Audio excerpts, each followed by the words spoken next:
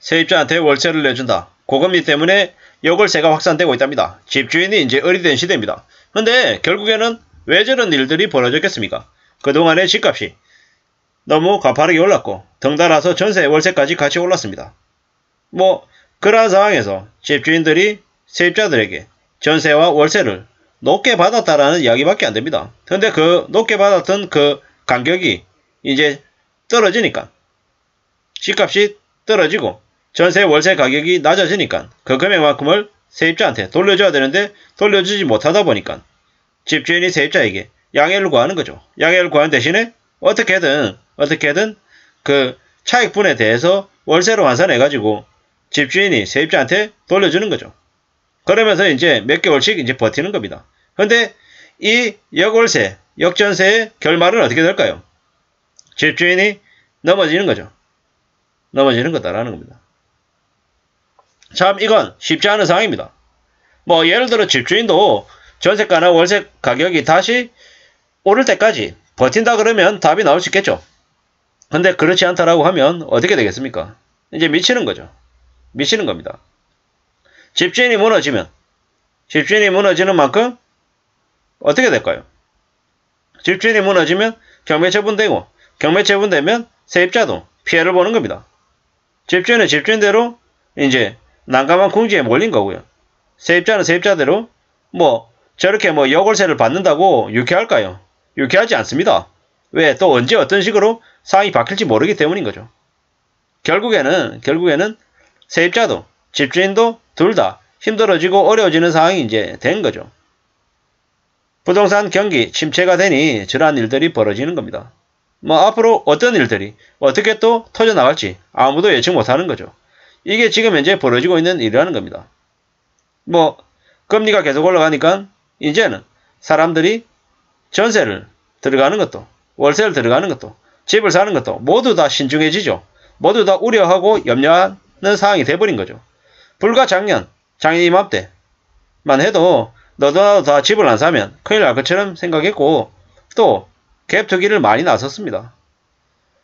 심한 경우에는 20대 여성이 세상 물정 모르는 사회생활도 이제 제대로 해보지 않은 20대 여성이 저희 경기도 돌아다니면서 갭 투자하고 나선다면서 유튜브 찍어가지고 올리고 난리를 쳤었죠. 매매가 1억, 전세 9,500만원, 취득세 등록세 내고 그 차익만큼을 지불하고 자기가 집 한 채 주인이 된 것처럼 집주인은 맞죠.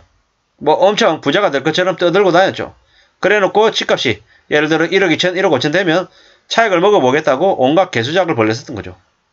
그런 식으로 부동산 업자들이 너무 많이 사람들에게 못 모르는 20대 30대들에게 떠벌렸습니다. 그들이 말한 대로 해보면 다 돈 벌죠. 근데 그건 부동산 상승기 때의 이야기인 겁니다. 2014년 이후에 너무 오랫동안 집값이 계속 오르기만 했죠. 근데 산이 깊으면 골도 깊다라는 거 얘기하는 것처럼 이제 집값이 어느 정도는 조정을 받을 수밖에 없는 시기에 온 거죠. 앞으로 4, 5년간은 집값이 내려갈 수밖에 없고 전세 월세 금액도 조정이 될 수밖에 없다라는 말씀을 드립니다. 이러다 보면은 그로 인해서 많이 엮이고 얽힌 사람들이 나올 텐데요. 불안하죠. 염려스럽죠. 현재 확실한 건 뭐다?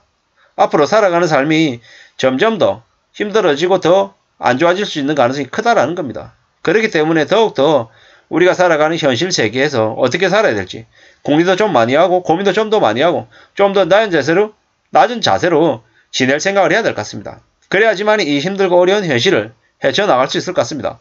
그 어느 것도 확정된 거 없다, 100% 없다 라고 생각해야 됩니다.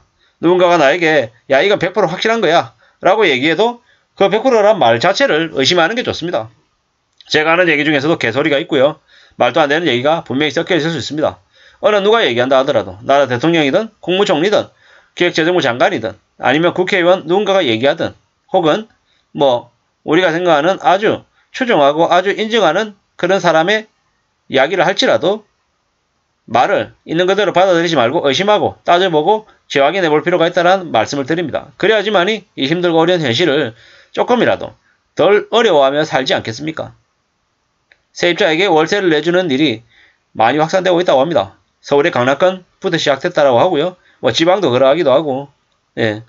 뭐 8%, 뭐 10%, 뭐 이자를 쳐서 그 돌려줘야 되는 전세 금액만큼을 뭐 역으로 월세를 준답니다. 뭐 예를 들어서 이런 거죠.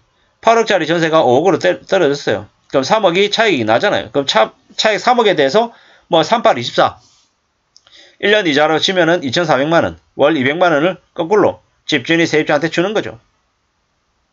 근데 이거조차도 집주인이 탄탄한 신분, 그러니까는 뭐 대기업이나 아니면 공기업 같은 곳을 다니고 있는 집주인일 경우에는 이게 가능한 거고요. 뭐 집주인이 만약에 버티다가 그냥 출처불명하고 뭐 어떤 신분을 가지고 있는지 잘 모르고 있는 상황인데 만약에 집주인이 잠적해버리면 어떻게 됩니까? 세입자는 오도 가도 못하는 일이 생기는 거죠.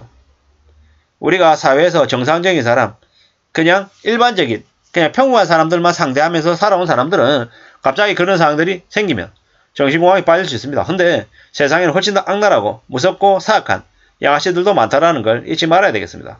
그렇기 때문에 더 조심하고 더 나은 자세로 더 착실하게 살 국리를 내야 되겠습니다. 그것만이 지금처럼 경제 혼돈기를 헤쳐나갈 수 있는, 버틸 수 있는 힘이 되지 않나 라는 생각을 해봅니다. 뭐 이래저래 뭐 많이 어렵죠. 많이 혼동스럽습니다. 지금 뭐 집주인이 세입자에게 전세보증금을 제때 돌려주지 못할 처지에 놓인 집주인이 오히려 이자 형식으로 월세를 주는 역월세 현상이 벌어지고 있답니다. 뭐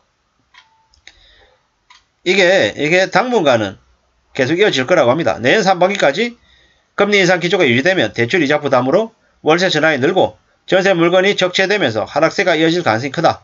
전세 가격이 떨어진다라는 거죠. 전세 가격이.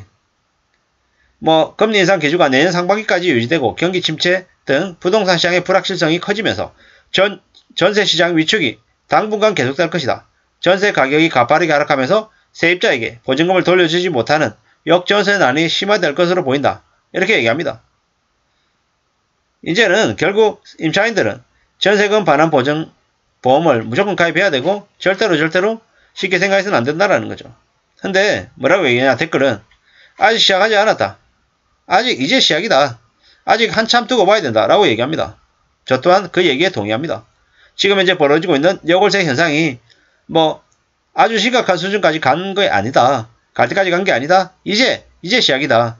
한참 두고 봐야 된다 라는 말씀을 드립니다. 집값 급락 그리고 금리 인상 때문에 저러한 역전세, 역월세 현상이 생긴다고 합니다. 우리가 살아가는 삶을 항상 조심하고 대비하고 돌다리 두드려 보면서 지내야 될 것 같습니다. 그리고 전세로 사는 사람들은 전세보증보험을 꼭 가입해야 될 것 같습니다. 이상입니다.